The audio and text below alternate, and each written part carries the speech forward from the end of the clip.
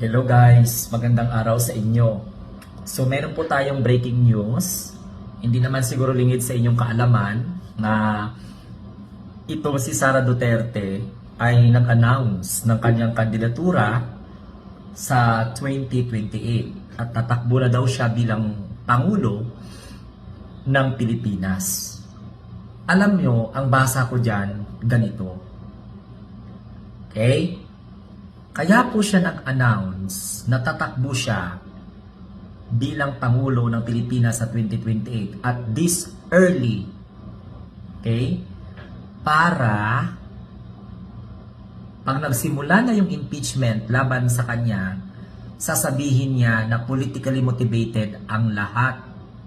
Na pinopolitika lang siya, na hinahabol ang kanyang kandidatura dahil siya po ay malakas na contender sa pagkapangulo sa 2028. Pero kung titingnan po ninyo, taong bayan, mag-isip-isip kayo, anong reason kung bakit siya nag-announce ng early? Wala.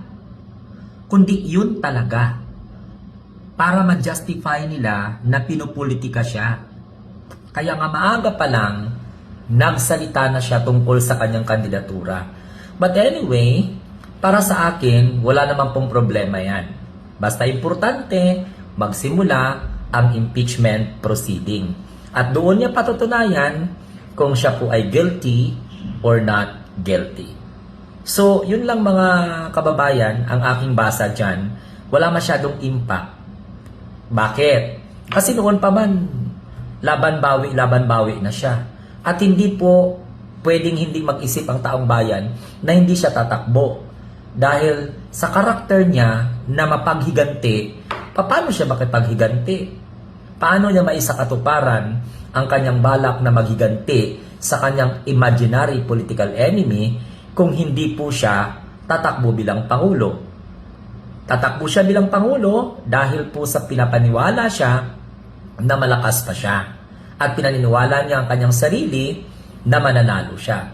Kahit sino naman, hindi po siya tatakbo at mag-isip na matatalo. Naturalmente, tatakbo para mag-isip na manalo. Pero, hindi po yan ka-bright. Hindi po yan katalinuhang moves. Dahil masyado na pong halata, no, ang galawan. Ibig sabihin, hindi po ako na-impress. That is what we called diversionary tactics for her to justify na pag nagtuloy-tuloy ang impeachment, sasabihin niyang pinopolitika siya kasi maaga siya nagdeklara ng kanyang kandidatura. Kung walang internet, maniniwala pa siguro yung mga tao. Pero dahil dito, hindi po obra yan. Inabno.